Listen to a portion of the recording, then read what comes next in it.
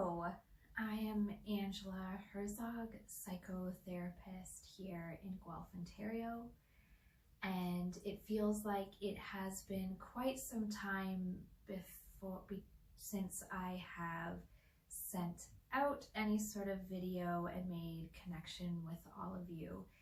And it felt like it was time this week, especially because it's Earth Day, and here in Ontario, we've moved into some really deeper, stricter restrictions. And I've been picking up on a lot of heaviness in the collective experience right now, a lot of fear, a lot of dysregulation, and a lot of, being in a lot of overwhelm and really stressed and tired. So I wanted to name a few things. One being totally normal. All that I listed and more, it's totally understandable. We've been in this pandemic now for over a year, and the amount of stress and shifting and changing and unknowns has taken a toll on a lot of us. And everyone's situation is so unique, and everyone's body responds in unique ways. And no matter what your circumstance is, your body has had to learn to adapt and change and move through and push through. So it is really, really normal to be feeling just really overwhelmed right now, exhausted, stressed, kind of lethargic, not really hopeful, confused, frustrated, angry, wanting to hide away or wanting to cling to other people. All of this is really normal, and I just really want to name that some of these restrictions go against some of our natural human impulses and needs. And when those needs aren't getting met, our body's going to tell us that, and our body's going to tell us that in all sorts of ways. There was an article that's been circulating around, and I'll post it on my Facebook as well. And they use the word, I've never heard of it before, called languishing. I don't even really know how to use that word in a sentence, but they're saying that languishing is the new emotional experience, and they put it between between really being in vitality in life, and then the other extreme is like full out depression. And where languishing is this kind of middle place of feeling kind of just neutral, not really excited, dull, not motivated, lethargic.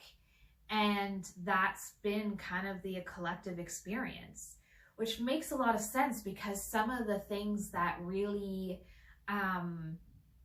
create joy and excitement and play and connection, and that has been taken away and not available. And when our nervous system's in more of a threat response, the state of play and rest and connection is hard to become available. So then it makes sense we're in this kind of weird in-between zone. And so again, I really want to normalize that. There's nothing wrong with you. It's simply our nervous system's responding to these circumstances. Another piece I wanted to name is this idea around trauma. And in trauma therapy, when someone goes through a traumatic event, there's a beginning, middle, and end. And a lot of times some of the work is, we ask the question, when did you know it was over and you were okay? And we track that relief of it's over and I'm okay. And even as I say that, I can feel my body getting heavier in the chair. I can breathe a little bit deeper. And there's that sense of, okay, it's over and I can move on to the next thing. and how important that is for our nervous system to feel that. This has been a really tricky situation because this has been a really long year and it's still not over. And so our nervous systems haven't had a chance to really let down. It still has to stay tight, has to work hard. It's like, okay, let's keep going. Kids are home, just keep pushing through. And it doesn't have a chance to, we did it, or that's over. And so that, again, I want to say is super normal. We're in survival mode right now. And it's kind of after this when we can have a chance to kind of know that it's over. And what I'm realizing is so important is still to take small pauses. I know it doesn't feel possible right now, and it feels like there's even no space for that. And in that pause invites a chance for you to catch up on how you're feeling, to check in what's actually going on. Because underneath a lot of this is a lot of grief, a lot of loss and confusion and feeling out of control. And when that experience isn't touched in on, our system lives in that really intense fight, flight, or freeze response. So a pause. I was really feeling the heaviness Thursday, Friday last week, the anticipation of the new restrictions. And when I got the new restrictions, I let myself cry, and I cried a lot. I cried Friday, I cried a lot Saturday, and I feel privileged that I have a situation where I have the space to be able to do that. And I want to name, I feel like I want to also name, I feel like I cried for the people that don't have the space to even do that. And so I'm pausing for the people that can't pause right now and don't have the capacity to pause, because I realize pausing is not easy. And right now I think a lot of, early childhood trauma is really coming up because we don't have the distractions, and a lot of misattunement and being alone and all of those things, disconnected, unbelonging, all hits us a little bit more in these circumstances. So pausing to feel that is not easy. So with that, I just want to name when I gave myself those couple days. I woke up Sunday again feeling lighter and more hopeful again, and more myself. And so it's not like, sometimes I think we fear we're going to get stuck in that, but I do know I do have a capacity to hold that, and I know it's not safe, and there's not a lot of inner capacity for really good reason for a lot of people. So when I say pause, I'm not saying just go sit for 2 days doing that. It might be just take a pause to take a breath, a small breath. It might be really intentional pause and really get curious about what are the supports you really need. And so that's the last piece that I really want to name, is how vital it is to get creative about receiving support. Support is essential for our nervous system so it can get a chance to pause. And the pause is actually in receiving support versus feeling all the overwhelm. And that's what I think is super important right now as well, especially if there's no space and time to feel the other, the feeling support.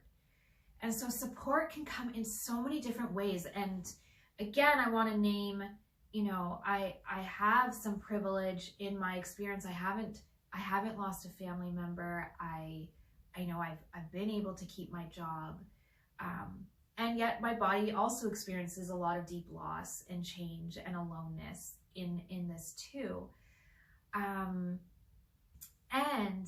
it's really given me a chance. I definitely had old childhood patterns scream up at the beginning of this pandemic, and I've moved through a lot. And it's now given me a chance to really deepen some inner resources that I didn't realize was available, which feels really cool.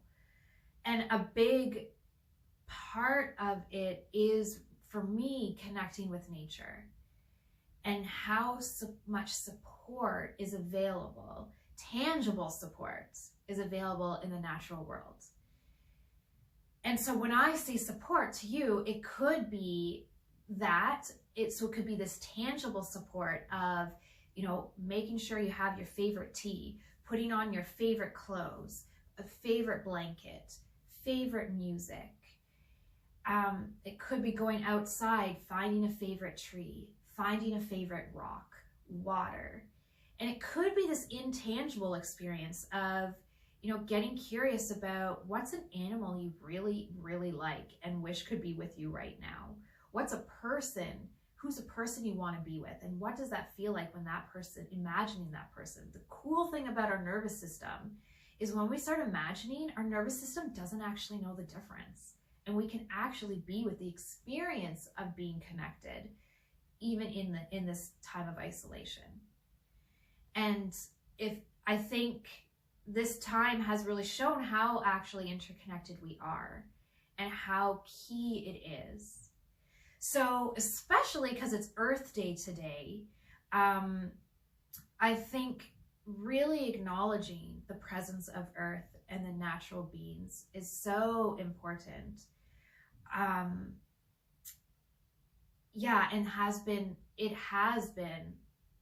it feels like a big statement, but I think it really has been what has been the thread to support me through this. And now not to sound too crazy, but I spend time connecting with animals in the morning, imagining certain animals with me and water. And I'm an avid swimmer, and I'm really missing my swimming, but I imagine myself swimming, and that feels really amazing. And that support for my nervous system.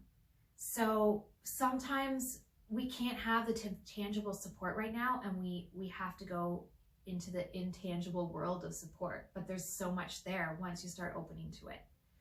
So my long-winded way of saying what I want to offer all of you for Earth Day and for this time we're in is a guided meditation around connecting to yourself and mainly the support of Earth.